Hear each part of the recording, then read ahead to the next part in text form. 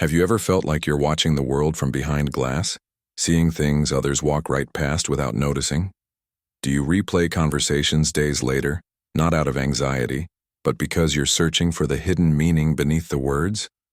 There's something uniquely powerful yet isolating about minds that never stop questioning, analyzing, and connecting invisible dots between moments most people forget within seconds.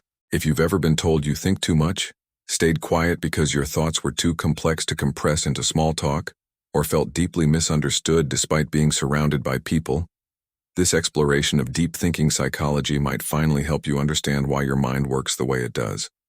The truth is, being a deep thinker isn't about intelligence scores or academic achievements. It's about how you process existence itself, how a simple tree becomes a meditation on growth and mortality, how a stranger's glance transforms into an entire narrative about human connection. Psychology calls this high trait introspection, a cognitive style where your default mode network stays perpetually active, weaving patterns between past memories, present observations, and future possibilities. This isn't overthinking born from worry. This is depth processing where your brain encodes experiences with rich emotional associations and symbolic meaning that others simply don't register. And yes, if these philosophical insights resonate with your inner experience, let me know by liking this video. Comment below about what it feels like inside your mind, and subscribe because we're diving deeper into the psychology of human consciousness. Let's talk about what actually happens inside a deep thinker's brain, because this isn't just personality preference. Neuroscience reveals that people engaged in reflective and abstract thinking show heightened activity in the default mode network. The same neural pathways that light up during creativity, imagination, and autobiographical memory. Your mind literally operates differently, constantly scanning for patterns, metaphors, and connections that transform ordinary moments into profound realizations. While others react to life's surface, you're observing the architecture beneath it, noticing how fear disguises itself as anger, how love hides behind pride, how people project what they cannot accept in themselves. This metacognitive ability means you're perpetually thinking about your own thinking, watching your thoughts from the outside, questioning their origins and implications. It creates extraordinary self-awareness, but also exposes every flaw in high definition. What most people don't understand is that for deep thinkers, thinking isn't a choice you make. It's how you breathe, how you survive, how you make sense of existence. You don't just experience emotions, you analyze their roots, trace them back through childhood patterns, cultural conditioning, and evolutionary psychology. When someone asks what you want, you immediately spiral into why you want it, where that desire originated, what fulfilling it would reveal about your identity. This isn't neurotic self-absorption. This is your brain's attempt to map the geography of consciousness itself, to understand the hidden variables that shape human behavior. The challenge emerges when this beautiful depth becomes a prison, when you analyze moments so thoroughly that you forget to simply feel them, when understanding replaces experiencing. Deep thinkers crave meaningful conversations with an intensity that can feel like spiritual hunger. Small talk about weather and weekend plans feels suffocating because you're starving for discussions about existential purpose, the nature of consciousness, why humans create meaning in a universe that offers none. While others swim comfortably in shallow waters of daily routine, you're diving for pearls in the ocean floor of philosophical inquiry. This creates profound isolation because genuine depth is rare. Most people aren't equipped or interested in exploring the questions that keep you awake, the paradoxes that fascinate you, the complexity you see everywhere. So you learn to wear a mask, nodding politely while your mind wanders galaxies away, saving your real thoughts for the solitude where they can finally breathe without judgment or misunderstanding. Here's where the psychology gets fascinating.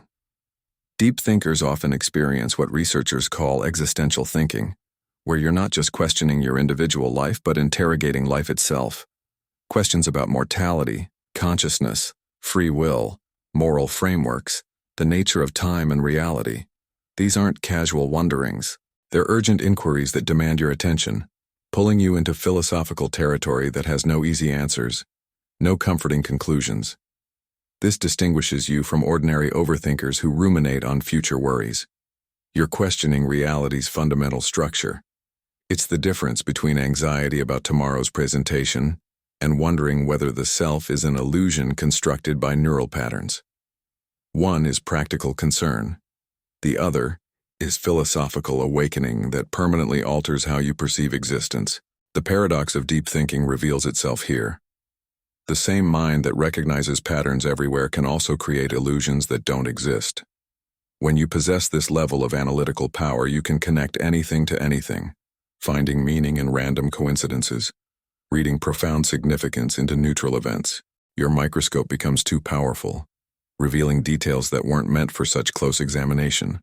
You might interpret someone's silence as rejection when they're simply tired, transform a forgotten text into evidence of abandonment, turn ordinary human inconsistency into betrayal. This cognitive pattern isn't paranoia. It's the natural consequence of a mind trained to find meaning, sometimes finding it where none exists. Learning to distinguish between genuine insight and manufactured narrative becomes one of your most crucial skills. Yet this same depth produces extraordinary creativity and innovation throughout human history. Consider how transformative thinkers from various fields revolutionized understanding, precisely because they questioned assumptions everyone else accepted blindly.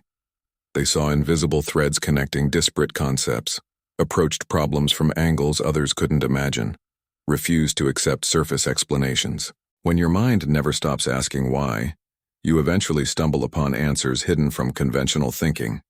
Your ability to hold multiple perspectives simultaneously, to see complexity instead of simplicity, to embrace paradox rather than demanding certainty, this cognitive flexibility becomes your superpower. The world needs minds that can penetrate beyond obvious answers, that challenge established systems, that imagine possibilities others dismiss as impossible. But modern society doesn't celebrate this type of consciousness. We reward speed, productivity, immediate certainty, and decisive action. Pausing to reflect appears weak. Admitting complexity looks like confusion. Asking questions seems like ignorance. So you learn to hide your depth, compressing your multidimensional thoughts into acceptable sound bites, pretending certainty you don't feel, moving at speeds that feel unnatural. You become fluent in surface-level interaction while your authentic self remains hidden, emerging only in private moments when you can finally remove the exhausting mask. This constant code switching between your inner world and external expectations drains your energy, creating a particular loneliness that comes from being surrounded by people who never see the real you. The psychology of connection reveals why deep thinkers struggle with relationships despite desperately craving them. You don't want casual friendships or superficial romance. You want soul-level recognition, someone who can match your depth. Sit comfortably in philosophical silence. But vulnerability terrifies you because when you finally open that door, you don't crack it slightly. You swing it wide, sharing fears you haven't voiced even to yourself, exposing the raw complexity of your inner universe. This all-or-nothing approach to intimacy makes you incredibly selective. You observe people carefully, looking for signs of depth, testing whether they can handle the weight of your thoughts. Only when someone proves they can navigate your complexity do you finally let them in completely. This vulnerability creates painful disappointment when others don't reciprocate your depth. You assume everyone analyzes life the way you do, that honesty is universal, that people mean what they say. But not everyone operates from your level of introspection. Some people react without thinking, speak without meaning, promise without intention. When reality contradicts your expectations, the betrayal cuts deeper because you've invested enormous meaning into everything. To you, even small gestures carry cosmic significance. A brief kindness restores faith in humanity. A minor betrayal shatters your worldview. Everything matters intensely because you've processed it through layers of symbolic meaning, emotional association, and philosophical interpretation. This is simultaneously your gift and your burden. Understanding depth processing explains why memories affect you so profoundly. When deep thinkers recall past experiences, you don't just remember factual details. You re-experience the complete emotional ecosystem surrounding that moment, what it symbolized, how it shaped you, what it revealed about human nature. A song transports you to a younger version of yourself who no longer exists, triggering nostalgia that feels like grief for lost time. This happens because your brain creates richer neural connections between emotional and analytical regions, literally thinking and feeling simultaneously. You cannot separate logic from emotion, reason from sentiment. They're woven together in every thought, which is why you can't simply turn off your feelings or ignore your intuition. Feeling is thinking for you. This emotional complexity means you experience mixed feelings constantly, what psychologists call the ability to hold contradictory emotions simultaneously. You feel joy and sadness together, recognizing beauty and loss are always intertwined. You love someone while knowing they'll eventually change or leave. You celebrate present moments while aware of their inevitable ending. This isn't pessimism. It's emotional capacity, the ability to embrace life's full spectrum without demanding it be simple. You understand that fear indicates what matters. Sadness reveals what you value. Joy shows what to protect. Every emotion becomes information, teaching you about yourself and the world if you listen carefully enough. This transforms feelings from obstacles to overcome into wisdom to integrate. People often mistake deep thinkers for being perpetually serious, missing how humor becomes your coping mechanism. When you understand life's fundamental absurdity, laughter transforms into philosophical response. You recognize how fragile everything is, how random, how ultimately meaningless without the meaning we create. And sometimes the only sane reaction to chaos is smiling at its madness, finding comedy in contradiction, using wit to hold heavy truths lightly. Your humor carries depth, referencing patterns others don't notice, pointing out ironies invisible to surface-level observation. You're not avoiding seriousness. You're embracing it so completely that levity becomes necessary for survival. This balance between profound insight and playful irreverence keeps you grounded when depth threatens to drown you. The challenge of presence haunts deep thinkers because your mind exists across multiple timelines simultaneously. You're replaying yesterday's conversation, analyzing this moment's implications, and imagining 100 potential futures all at once. This temporal fragmentation makes simple presence nearly impossible. While everyone else inhabits the now, you're everywhere and nowhere, lost in thought loops that span decades. It's exhausting but also beautiful because you see possibilities where others see dead ends. You find meaning even in suffering, because to you, pain is information about truth, about yourself, about reality's structure. This transforms hardship from something to merely survive into experiences that teach, shape, and ultimately strengthen your understanding of what it means to be human in an uncertain world. Learning when to stop thinking becomes your hardest lesson. Not everything requires understanding. Not every question has answers. Not every moment needs dissection. Sometimes the tree is just a tree, the silence just silence, the goodbye just goodbye without hidden meaning. Your mind resists this simplicity because seeking patterns is its default setting, but peace doesn't live in answers. Peace lives in presence, in accepting mystery without demanding explanation. The irony is profound, that the mind constantly searching for truth must eventually learn that meaning isn't found, it's created. You don't discover purpose by thinking harder. You generate it by living intentionally, by choosing what matters, by accepting that some things remain forever unknowable, and that's perfectly okay. This journey toward balance requires anchoring your inner world to external reality through creative expression, meaningful work, or service to others. Without translation, thoughts become oppressive weight.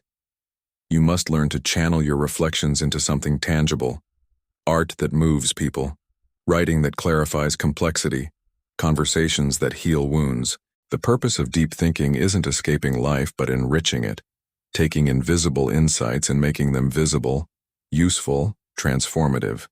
When you master this alchemy, converting internal wisdom into external impact, your depth becomes gift instead of burden. You bridge the gap between philosophy and practice, between contemplation and action, between understanding and application. If these psychological insights and philosophical perspectives resonated with how you experience the world, I want to hear from you in the comments below.